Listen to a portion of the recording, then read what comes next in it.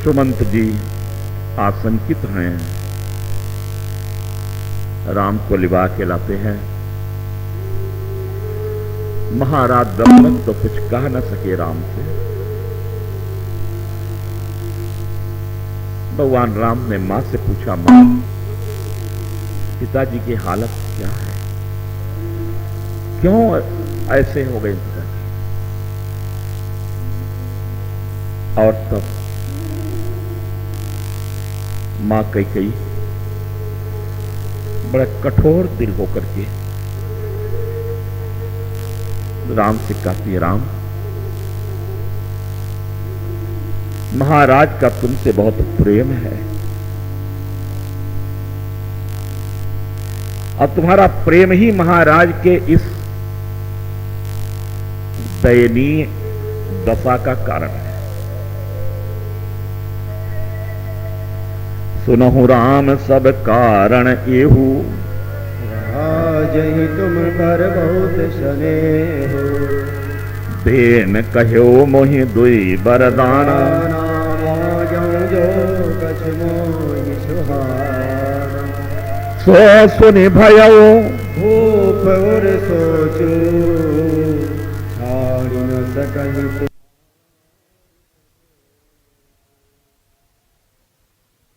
सारी सच्चाई का पता लगने पर राम ने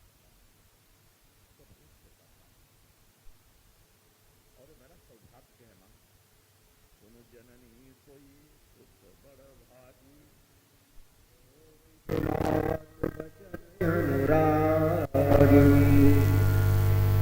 और इससे बड़ा सौभाग्य क्या होगा कि मुझे माता पिता की आज्ञा का पालन करने का अवसर मिलेगा। मेरा छोटा भाई राजा बनेगा, मैं राजा बन करके जगत में जितना गौरव प्राप्त करता उससे ज्यादा गौरव मुझे मिलेगा तब जब लोग ये परिचय देंगे कि अयोध्या के राजा का बड़ा भ्राता है, बड़ा भाई है। राजा का भी पूज्य बन के जब रहूंगा, मैं राजा से भी बड़ा बनूंगा, तो राजा बनने में ज्यादा लाभ कि राजा का बड़ा भाई बनने में।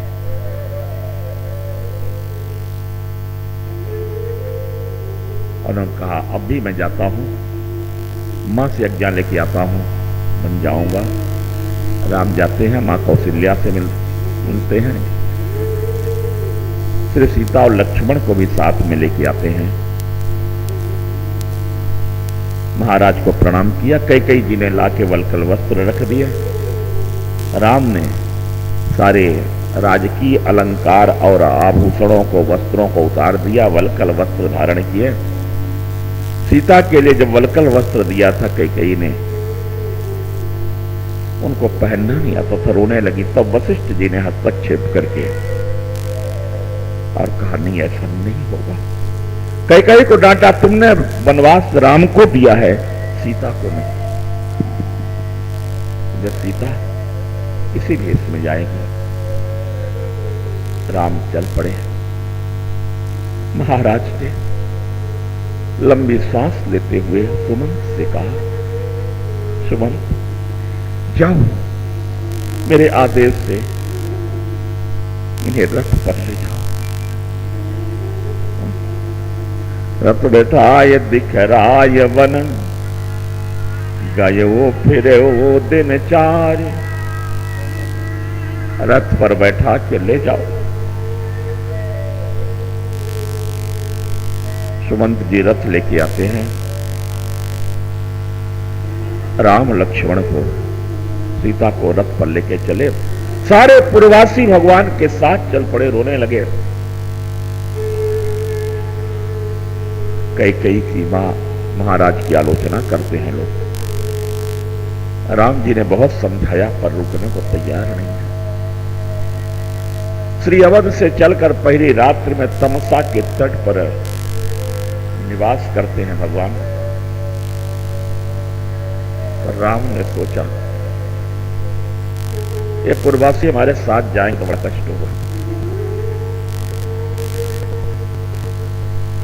सुमंत को जगाया, सुमंत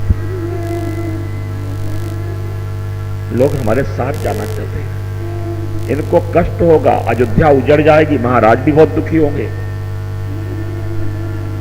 इसलिए इनको साथ ले चलना ठीक नहीं है।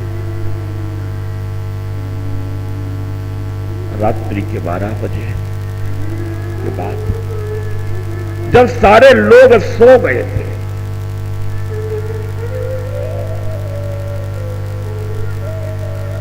लोग शोक मोह श्रम बस गए सोई, ये ध्यान रखना जीवन सूत्र है। आप किसी से बहुत प्रेम करो,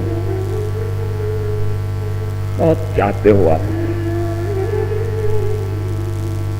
पर उसका साथ कब तक दे सकोगे? कुछ समस्याएं हैं जिन पर आपका काबू नहीं है। दिन भर अयोध्या के लोग चले थे, पैदल चले थे, इसलिए श्रमित हो गए थे, थक गए थे। राम के वियोग का दुख था, शोक था।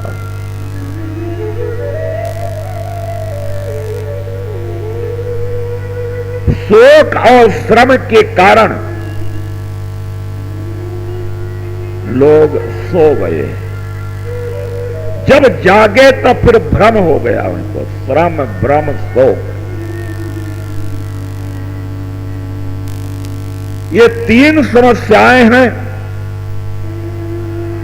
जो लक्ष्य प्राप्ति में बाधा डाल देती है। श्रम शरीर की समस्या है, शोक मन की समस्या है, भ्रम बुद्धि की समस्या है।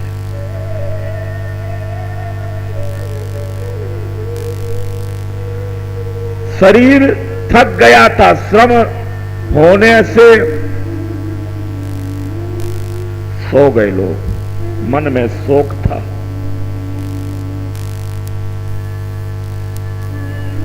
भगवान राम ने सुमंत से कहा, खोज मारी रथ हाँकहूं ताता, आन उपाय बने नहीं। रथ ऐसा घुमाए फिराए के ले चलो कि पता न चले कि किधर गया है।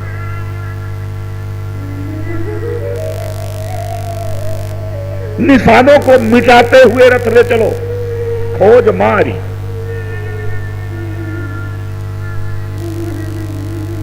और ऐसा ही हुआ। राम लक्ष्मण सीता रथ पर बैठे, सुमंत जी ने ऐसा रथ हाँका कि जब प्रातः काल लोग जगे तो राम कहां गए ऐसा शोर हुआ। बोले कि चलो रथ के पीछे, लेकिन भ्रम हो गया, बुद्धि में भ्रम हो गया, रास्ता ही नहीं मिल रहा।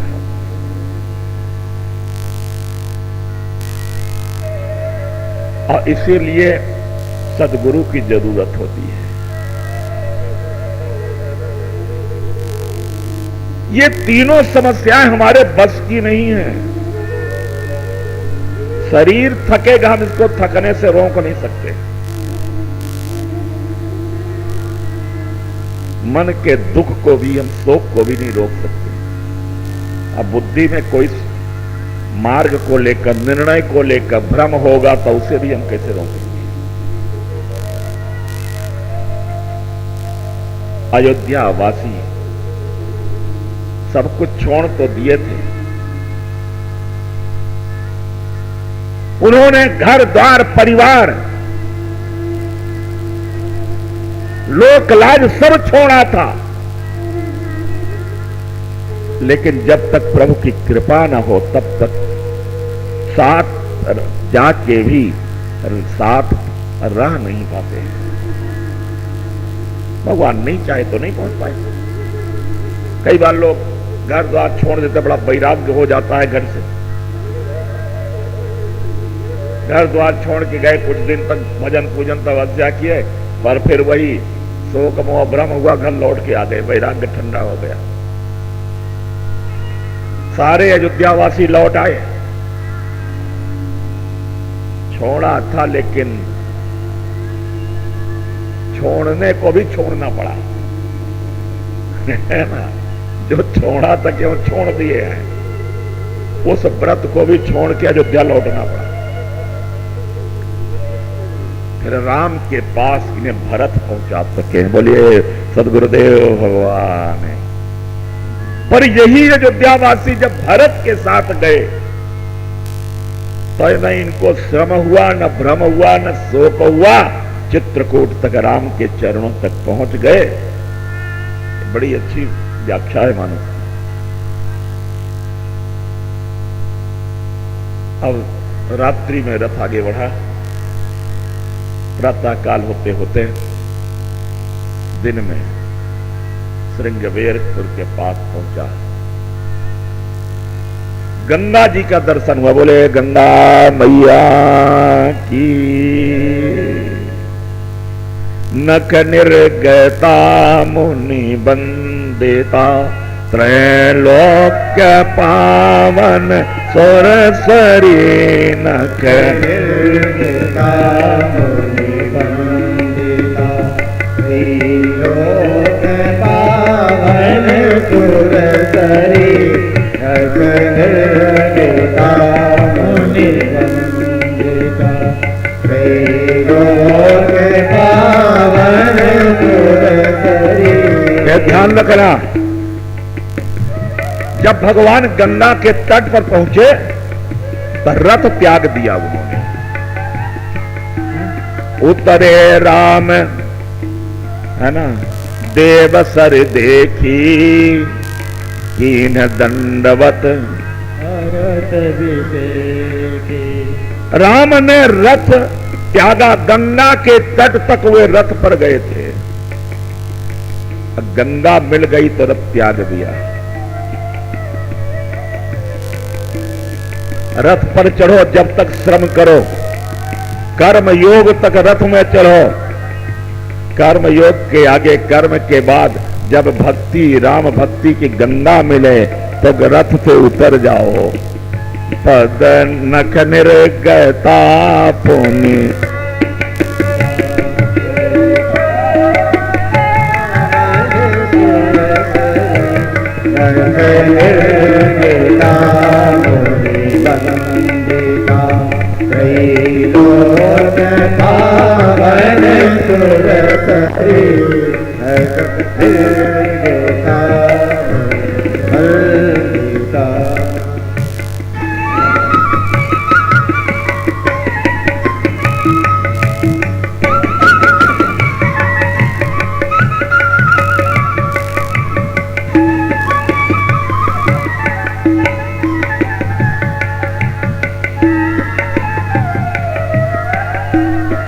महाराज दशरथ के राज्य की सीमा यही समाप्त हो गई है ना। नियम का राज्य यहीं तक था। इसके बाद प्रेम का राज्य शुरू हो जाता है।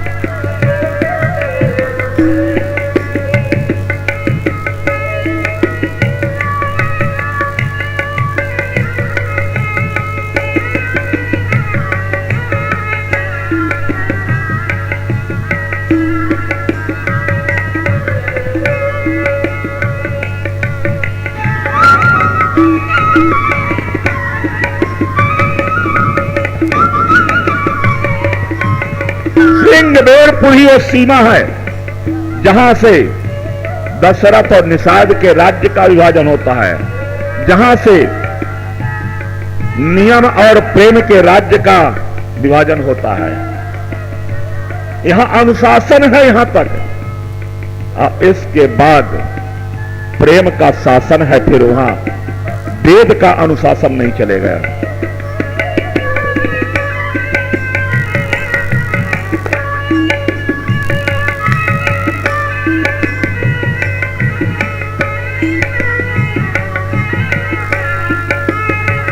जय चरण शिव अज भोज रज शोभ, परस मुनि पत्नी तरी। जय चरण शिव अज भोज रज शोभ, परस मुनि पत्नी तरी। नख निर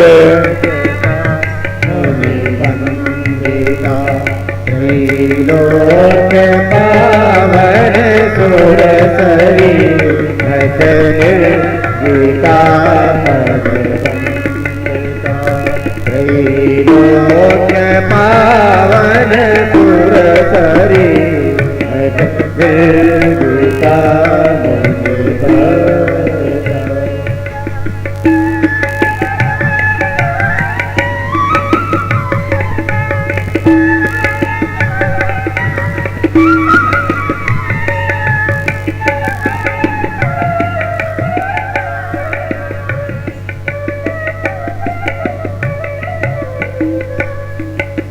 भगवान ने यहां से वाहन छोड़ा है, फिर ऐसे विचरण करते रहे।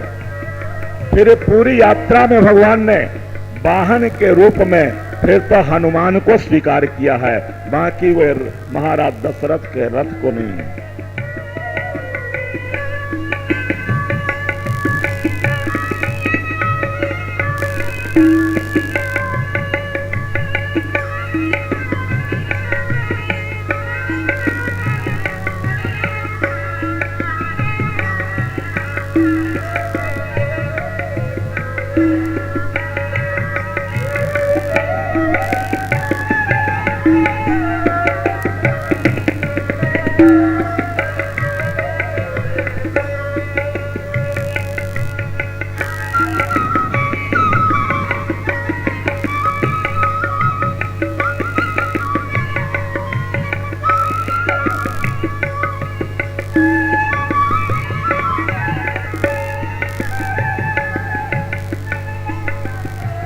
श्रृंगबेरपुर में निषाद राज ने स्वागत सम्मान किया।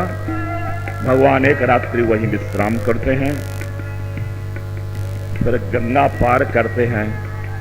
केवट प्रसंग की चर्चा करें उसके पहले हरि नाम की मस्ती में झूम लो।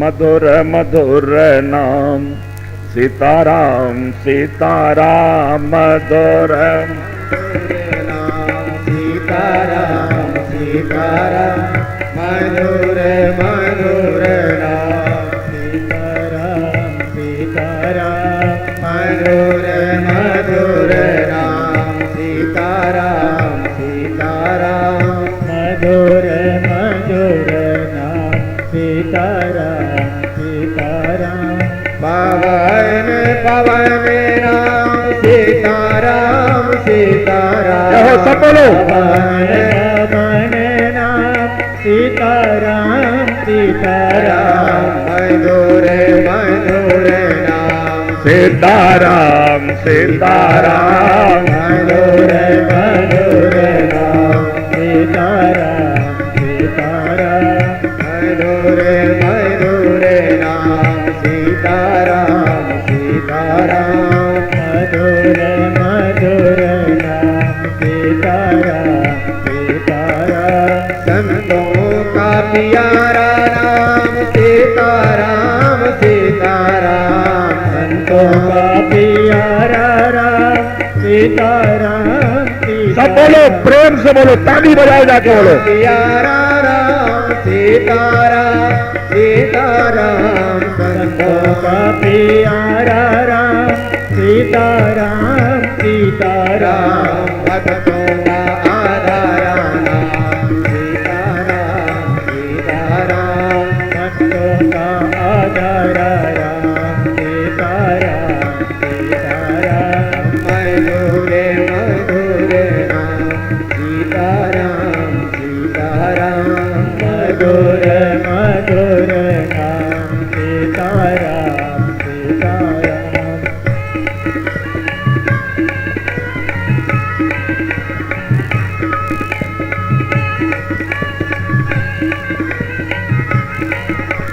हरि बोल।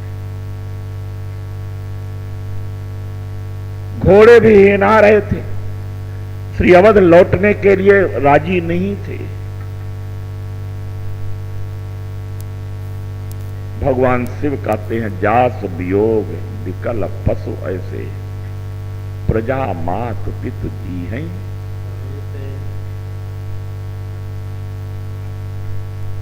भगवान लक्ष्मण और सीता के साथ गंगा के तट पर आए। कल्पना करो, भारी मन रहा होगा ना राम का। रोते हुए सुमंत को छोड़ा, वियोग में हिनाते हुए घोड़ों को छोड़ा, भारी मन से आके गंगा के तट पर खड़े हो गए।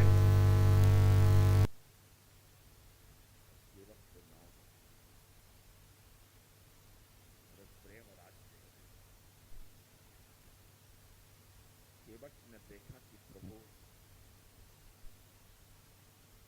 थोड़ा भारी, श्री अवध से चले थे तो जो प्रसन्नता थी, प्रसन्नतायाम यो न गताभिषेक तथा न ममले वनवास दुखता, इस समय वो प्रसन्नता है। राम की सहज प्रसन्नता को केवट वापस लाना चाहता है।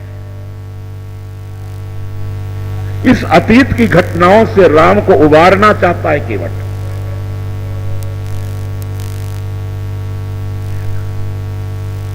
अब ध्यान रखना, अतीत से किसी व्यक्ति को बुद्धिमान नहीं, प्रेमी उबार देता है।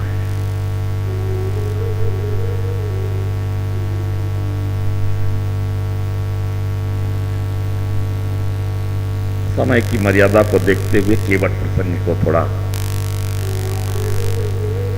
व्यास पद्धति से कहेंगे। मागी नाव बटियाना कही तुम्हारे मरम में जाना। एक तो इसकी धृष्टता देखो, राम जी आज के तट पर खड़े हैं और केवट अपनी नौका में बैठा उठ के खड़ा तक नहीं हुआ, कहा विजय अभिनंदन नहीं किया, स्वागत नहीं किया।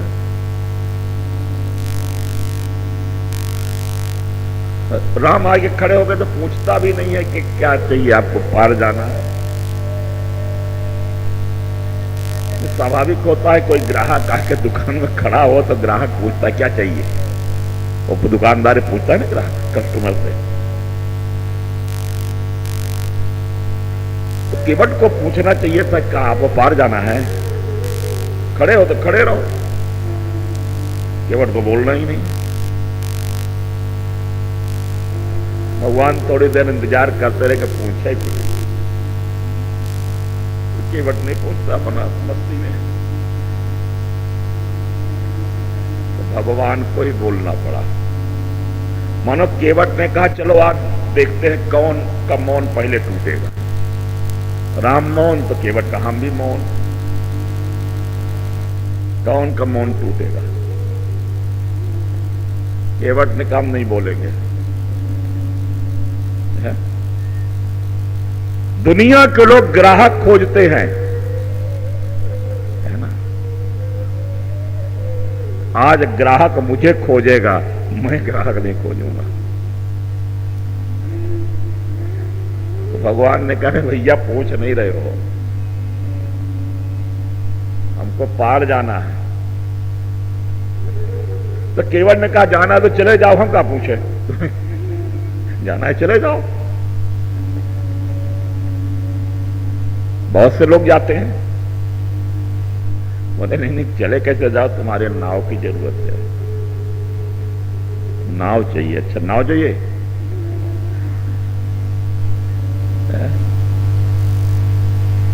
तो उसने कहा तो पहले कहो कि हमारा चरण दो।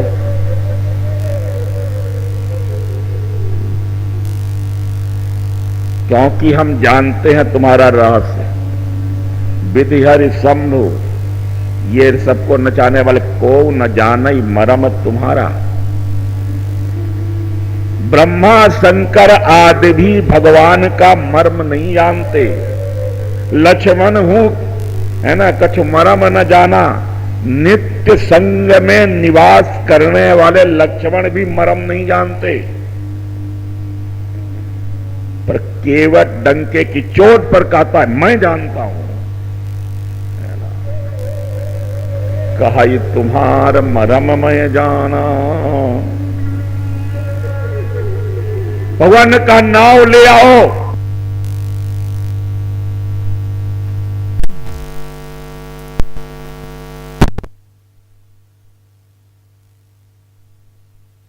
क्या मरम जाना है? तुम्हारे चरण रज के स्पर्श से साप बस पत्थर की शिला बन गई गौतम की नारी, है ना, चैतन्य हो गई।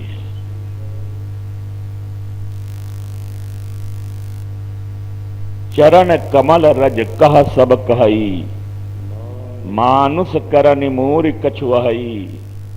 छुअत शिला भई नारी सुहाई, तरनु मुनि घरनी होई जाई।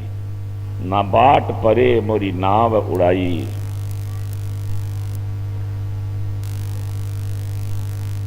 भगवान ने कहा भी एक स्त्री हुई ना, अरे इतने पत्थर अयोध्या से यहां तक आए, या अयोध्या से जनकपुर गए तो कितने नारियां बनी बताओ, कितने पत्थरों को हमने छुआ होगा। वो तो संयोग था, वो शापित थी, इसलिए मुक्त हो गई। अब ऐसा नहीं कि कोई हमारे जादू, हमारे चरण में कोई चमत्कार के जिसको हम छू दें हो जाए।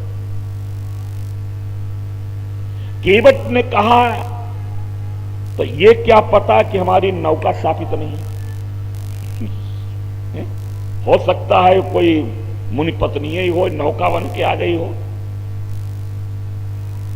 और तुम्हारे चरण रज के स्पर्श से, है ना, नारी बन जाए। तो मुनि की पत्नी बने और मुनि के साथ चली जाए तो हम क्या करें? अब मुनि के साथ न जाए, हमारे साथ रहे तो और फजीयत, एक ही से परेशान हो घर में, ये दूसरी। और हमारा रोजी रोटी से चलती है ना, इसी में पूरा धंधा चलता है। नहीं जानू कछु और कबारू, दिए हों दीन वित्तहीन कैसे दूसरी। तो कहो दूसरा बनवा लेना ना हो तो बोले कि हमारे पास पैसा कहां रखा है।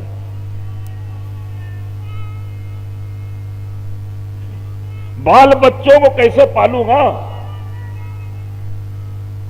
ये हमारे रोजी रोटी का साधन छीन लिया तुमने, तो फिर क्या करूंगा। केवट की जात कछु भेद न, कौन पंडित जी थोड़ी है कि हम संस्कृत विद्यालय में भेज देंगे लड़कों को, चले जाओ। ये ब्राह्मण लोग लड़के गरीब हैं ब्राह्मण, नहीं तो जल्द जाओ आश्रम में पढ़ना। तो उसने कहा हमारे, है ना, कोई ब्राह्मण भी नहीं है कि भेज दे लड़कों को। केवट की जाति कछु भेद न, हाँ दीन वित्तहीन कैसे दूसरी।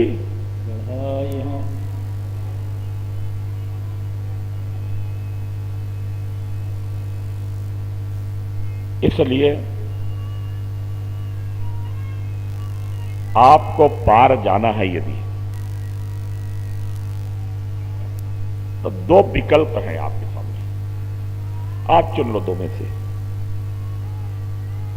एक विकल्प तो यह है कि यहां से नीचे थोड़ी दूर में आप चले जाओ तो वहां कमर भर पानी है गंगा जी में, वहां से पार चले जाओ।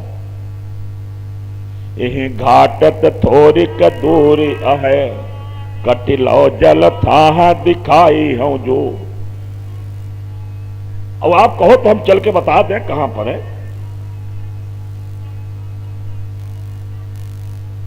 तो एक विकल्प तो है, भगवान ने कहा दूसरा विकल्प बताओ।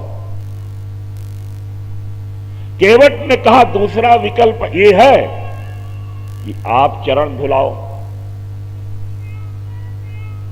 आपके चरण धो के मैं नाव में बैठा दूंगा।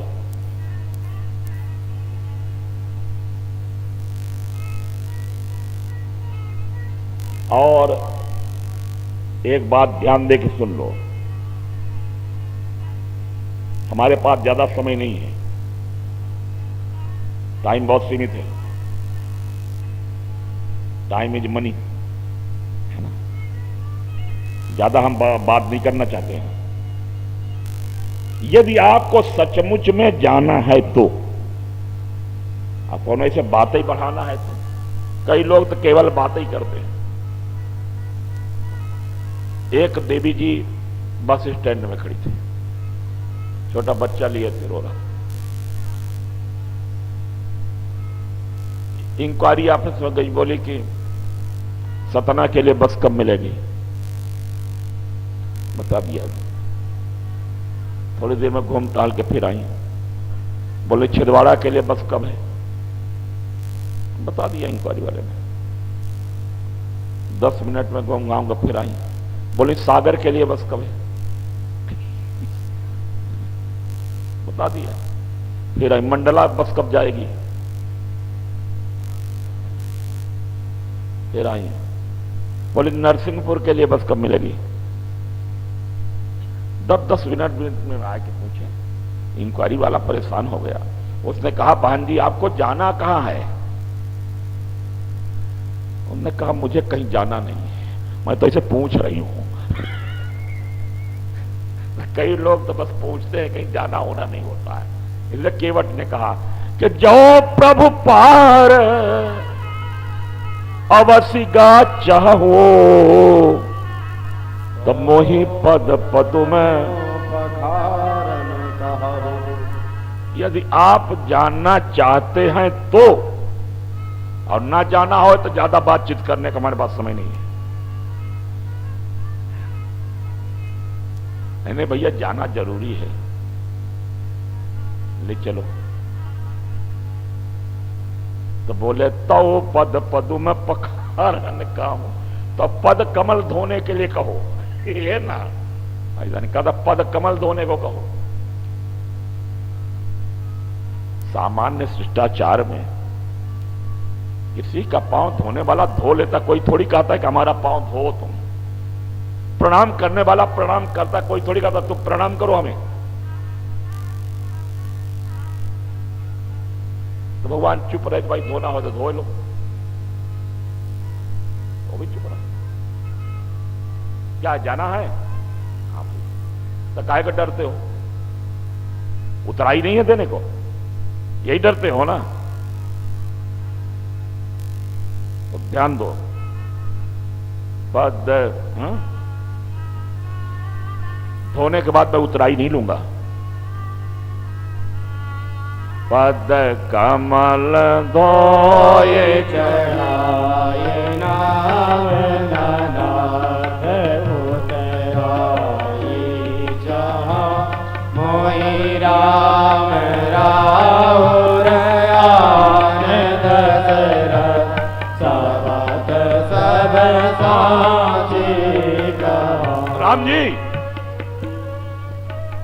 चरण कमल धो करके नाम बैठाऊंगा, उतराई नहीं लूंगा। आपको भरोसा न हो तो आपके बात की सौगंध खा के कहता हूं, है ना।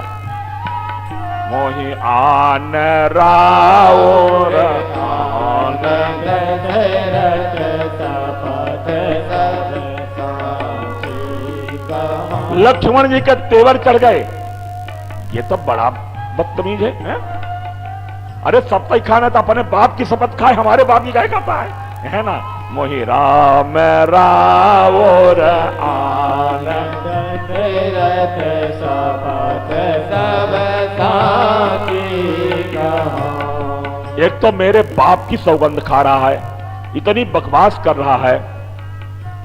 तो लक्ष्मण जी को जरा तो तनमनाए हुए देख करके केवट कहा, डर थोड़ी रहे हैं, क्या करोगे, मारोगे।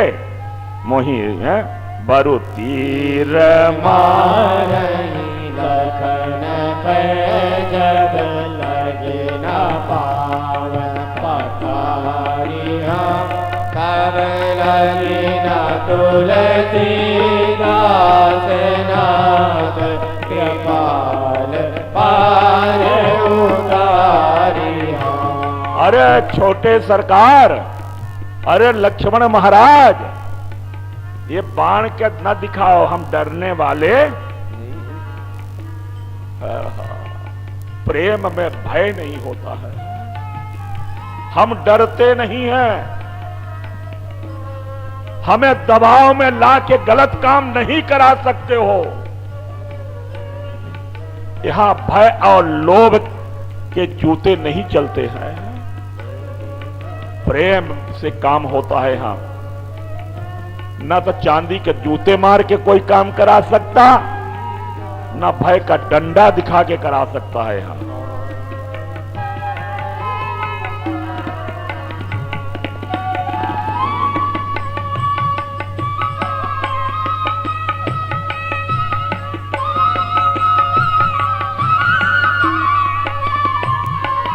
केवट ने कहा, अरे भ्रष्टाचार हमारे यहां नहीं होता है, होगा तो तुम्हारे गंगा के उस पार में होगा, उधर ही होगा। यहां तो तीर मारही लखन पे जब लगी न पाए पखारियों, तब लगी न तुलसीदास नाथ कृपाल पार उतारी। केवट जैसी हिम्मत हो, केवट जैसे दो टूक बात कहने का साहस हो, तो देश से भ्रष्टाचार अपने आप समाप्त हो जाएगा। ये ना, बड़े लोगों में इतना साहस नहीं है, सुविधा भोगी लोग डरते हैं। केवट ने कहा, हमारे पास कोई सुविधा ही नहीं, कहा छीनोगे हमारा, क्या लो लोगे। यहां हम डिगने वाले नहीं, सत्य से विचलित नहीं होते हैं। बरु तीर मारही लखन पे जब लगी न पाए पखारियों, तब लगी न तुलसीदास नाथ कृपाल पार उतारी। लक्ष्मण जी का क्रोध बढ़ रहा है ना। अब भगवान का मुस्कुराहट खिल रही है। लक्ष्मण जी को और क्रोध आ रहा है कि भगवान इसकी बातों से हंस रहे हैं, इसको दंड देना चाहिए, इससे पहले से मुंह लगा लिया है भगवान ने, चढ़ा लिया। पर सुन के बटके प्रेम लपेटे अटपटे, बिहते करुणायन, चितई जान की लखन तनो। लक्ष्मण की ओर, राम और सीता की ओर देखकर भगवान हंसे और हंसकर मानो निमंत्रण दे रहे, तुम लोग मुंह क्यों बना रहे हो, अरे मुस्कुराओ ना, मुंह मत बनाओ, हंसो। लक्ष्मण कहते, महाराज इसके बात से हंसी आती है, ये ऐसी बात कर रहा, आपकी आज्ञा न माने, इसका साहस, इसका मजाल, हमारे सामने आपकी बात न माने, टाल दे। आप कहते नाव लाओ, ये उलपटांग बात कर रहा है। भगवान ने कहा, लक्ष्मण, और जब घर से बोहिनी ही बिगड़ जाए तब तो फिर ऐसे ही होना है। पहले तो हमारी आज्ञा सब मानते डरते थे, पर ये तो तुमने ही बोहिनी बिगाड़ा है। बोले हमने? बोले हाँ, मैंने तुमको कहा था ना कि हमारे साथ न जाओ, तो तुमने हमारी बात मानी? तुमको भी तो रोका था, तुमने हमारी बात मानी कि नहीं मानी, बताओ? सीता ने भी मेरी बात नहीं मानी। तो अब ये केवट को भी पता चल गया कि इनकी बात ना मानो तो अपने साथ में रख लेते हैं, नौकरी से भी नहीं हटाते हैं, इनकी आज्ञा न मानो तो और साथ में रख। लक्ष्मण ने कहा हम लोगों ने तो प्रेम के कारण नहीं मानी बात। भगवान ने कहा कोई दुश्मनी के कारण थोड़ी नहीं मान रहा, ये भी प्रेम ही के कारण है। इसलिए आनंद लो, हंसो, भोला भाला है, दिल का कितना साफ है। तन का काला है, इसका तन काला है, लेकिन इसका हृदय कितना उजाला है लक्ष्मण। यहां तो तन के गोरे, दिल के काले मिलते हैं लोग।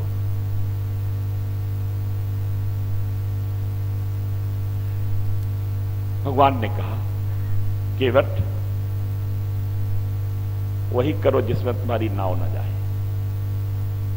सोई करो जही तब नाव न जाई, कृपा सिंधु बोले मस्ताई। केवट ने कहा साफ बताओ क्या करूं। हम कोई साहित्य और गणित नहीं पढ़े कि हम अर्थ समझ जाए, हमको विस्तार से बताओ क्या करूं। भगवान ने कहा सोई करो। बोले सोई क्या? सोई को खोलो ना। मैंने कहा सोई करो जिसमें तुम्हारी नाव न जाए। तो केवट ने कहा नाव तो हमारी 3 अवस्था में नहीं जाएगी। एक तो आपको नाव में ना चढ़ाएं तो नाव नहीं जाएगी, यही करूं, यही कह रहे सोई करो यही तब नाव न जाइए। तो हम आपको नाव में नहीं चढ़ाते, मेरी नाव नहीं जाएगी। और दूसरा आपके चरण धोकर के नाव में चढ़ाऊं तो नाव न जाए। तीसरा है आपको गंगा में वहां से पैदल उतार दूं तो नाव न जाए। बताओ क्या करूं।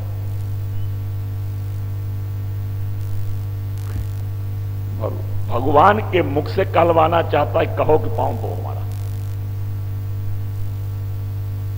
सोई के पास सिंधु बोले मुस्काई, सोई करूं तब नाम न जाई। अंत में भगवान को कहना पड़ा बेगी आन जल पाय पखारू, होते विलंब उतारे। जल ला करके पांव धो लो। बोले हाँ। अब ऐसा बोलो। भगवान ने कहा बेगी जल्दी करो। केवट ने कहा देखो हम इत्मीनान से काम करते हैं, जल्दी हो तो जाओ। भगवान ने कहा हमें जल्दी है। बोले जल्दी होती तो इतना देर काहे लगाते, तुरते ही कह दिए होते ना थे। जल्दी होती तो कह देते जल्दी से हमारा पांव धो ले। तो इतने देर से देर हमने किया कि आपने किया, बताओ। पहले काहे नहीं कहा आपने? आप कहे हो तो अपनी व्यवस्था से धोएंगे। लक्ष्मण कहे महाराज आपने अच्छा मुंह लगाया इसको। भगवान का चुप रहो भाई, दो कर। तो बस कहा बैठो आप, बैठो बैठो बैठो और भाग चलाओ। भगवान ने कहा कहां जा रहा? बोला कि शास्त्र की विधि पूरी करने जा रहा हूं। बोले शास्त्र की विधि कहां? हमने सुना है कि शास्त्र में लिखा है कि पुण्य काम अकेले नहीं करना चाहिए, घरवाली को साथ में रखना चाहिए। अब घरवाली को ही बुलाना है, इससे बढ़िया पुण्य काम क्या मिलेगा? उसको ही बुला लो। भगवान ने कहा भैया मानो इसकी बात। गया घरवाली को बुला के लाया। अब घरवाली से कहिए चलो राम जी आए हैं, उनका पांव धोना है, चल जल्दी से गांठ जोड़ के धोएंगे। हाँ तभी तो पुण्य मिलेगा पूरा। एक कठौता कहां है? कठौता दे। बोले कौन? अरे वो लकड़ी वाला कठौता। कठौता में धोगे पांव? बोले हाँ। और अपने पास सही क्या है? बोले कोई धातु का बर्तन, कोपर ओपर। बोले अपने पास कोपर है भी नहीं, अब होती तो भी हम नहीं धोते। सुना है इनका पांव जनक जी ने धोया है, वो तो सोने के कोपर में धोए थे। मंगलमय सुच सुंदर रूरे, कनक कलश को पर मनिरूरे। अपन तो गरीब आदमी, सोना है ही नहीं, सोने के कोपर पर होती तो भी नहीं धोते हम तो कठौते में धोएंगे। पत्नी ने पूछा, मान लो भगवान ने हमको सोने के कोपर दिया होता, चांदी के बर्तन दिए होते, तो उसमें क्यों नहीं धोते? केवट ने कहा कि कठौता में धोने से जो लाभ है वो सोने चांदी में धोने से नहीं है। कठौता में धोने से कमीशन ज्यादा मिलेगा, सोने में धोने से कमीशन कम मिलेगा। क्या? केवट ने कहा कि ये है कि मान लो सोने के बर्तन में, चांदी के बर्तन में, फूले के बर्तन में हम धोएं पांव, तो पांव धो लें, पी लें चरणोदक, फिर क्या करेंगे? का दिन संभाल के रखेंगे, सूख जाएगा। पर जब हम लकड़ी के कठौता में धोएंगे तो ये कठौता भी पिएगा। लकड़ी का कठौता अब हम धीरे धीरे धोएंगे, देर लगा के धोएंगे, जिससे खूब पी जाए, सोख ले। इसको खूब पिलाएंगे जी भर के। और इसमें और भी कई दिनों तक हम ये चरणोदक धो के रखे रहेंगे, थोड़ा थोड़ा रोज पिएंगे। जब चरणोदक समाप्त हो जाए ना, तब तो इसी कठौता में आटा गूंदना, रोटी बनाना, तो वो चरणोदक को कई दिनों तक हम खाते रहेंगे, थोड़ा थोड़ा छूट। सोने के बर्तन में ये लाभ नहीं मिलेगा, चांदी रूप के बर्तन में लाभ नहीं मिलेगा। ये लकड़ी का बर्तन प्रभु के चरणोदक को सुरक्षित रखने के लिए बैंक का काम करेगा। इसमें हम जल को फिक्स करके रखेंगे, गंगा को। इसलिए हम काठ के कठौते में ही प्रभु के चरण धोए। पत्नी ने कहा, बिल्कुल ठीक है।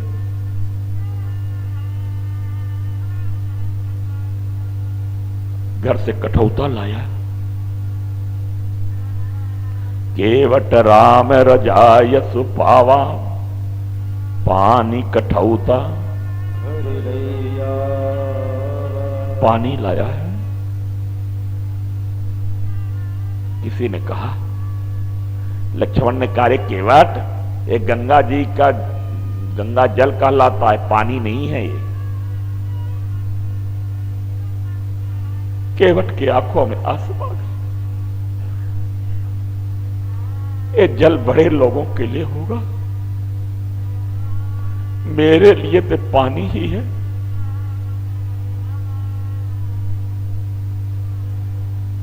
ये हमारे लिए जल तब बनेगा जब इस पानी में अपने पानी से प्रभु के चरण पखार लूंगा, तब ये हमारे लिए जल बन जाएगा। पैर पखारी जल, पद पखारी जल पान करी, आप सहित परिवार। पानी ले आया और जब पिया तो कहा जल था वो।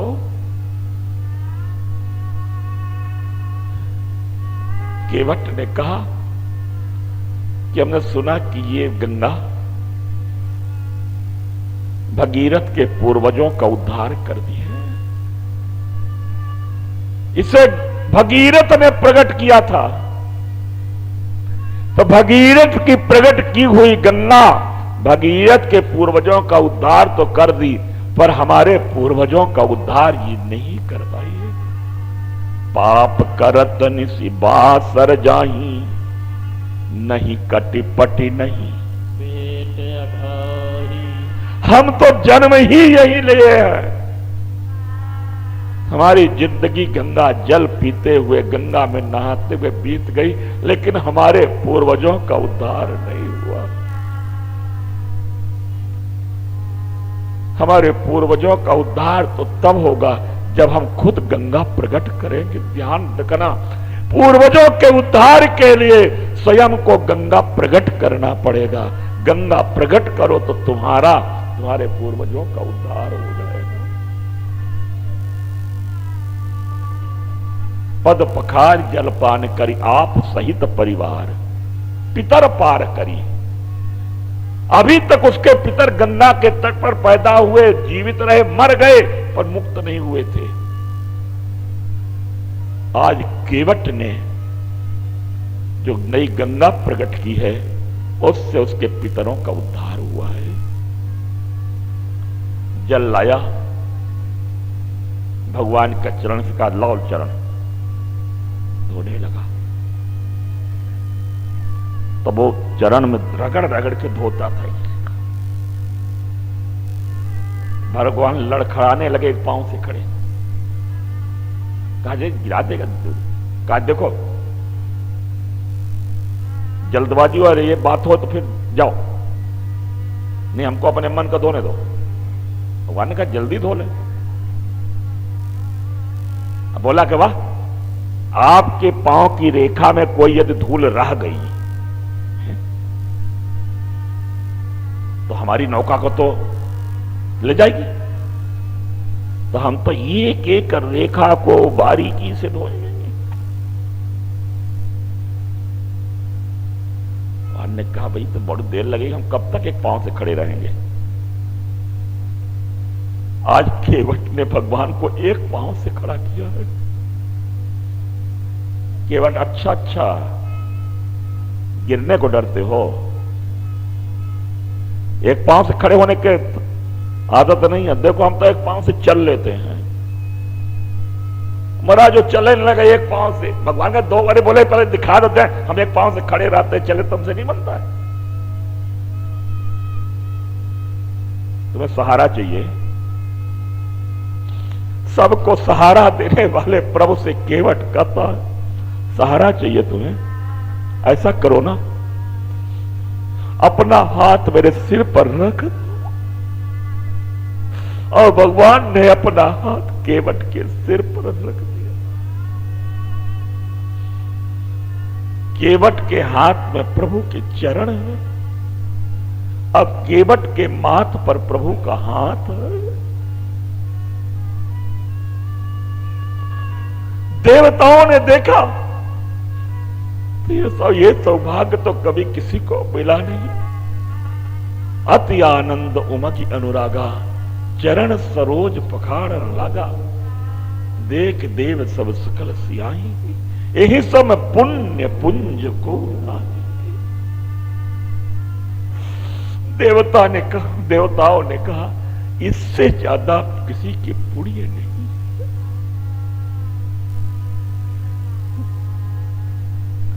कितना सौभाग्यशाली है केवट।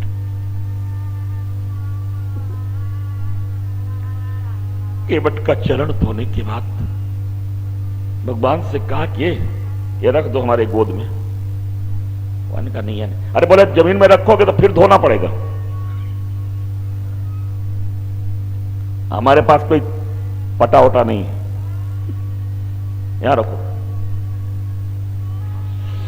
भगवान ने अपना एक चरण केवट की गोद में रख दिया।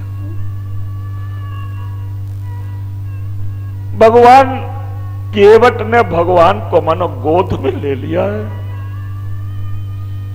दूसरा चरण धोया, फिर भगवान को उठाया, कहा जमीन में पांव रखोगे तो हम फिर धोएंगे। उठा लिया बच्चों जैसे। महाराज दशरथ ने जैसा भगवान को कभी उठाया था, वैसा ही आज केवट ने भगवान राम को गोद में उठाकर ले गया और ले जाकर के नौका में बैठा देगा। लक्ष्मण और सीता को भी बैठाया।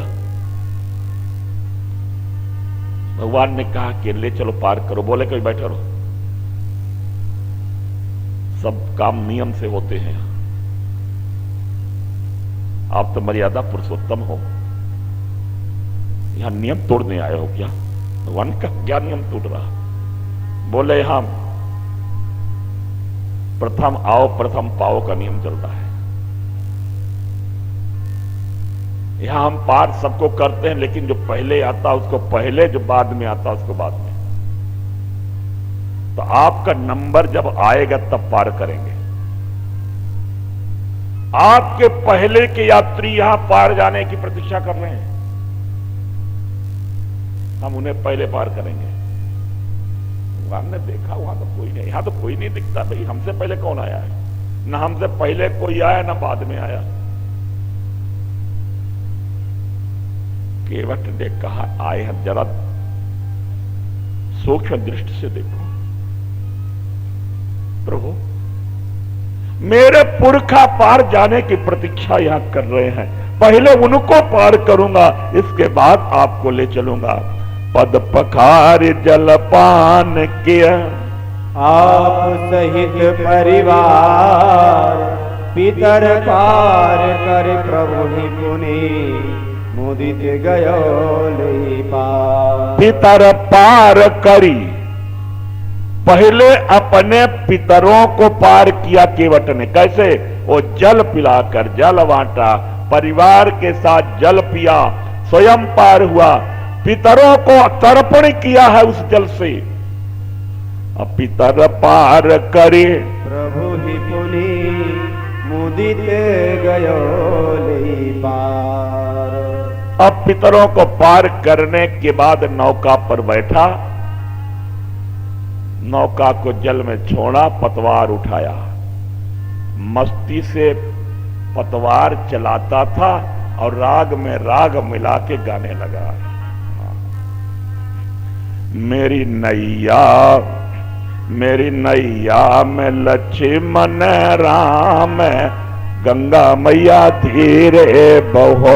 मेरी लक्ष्मण राम, गंगा मैया धीरे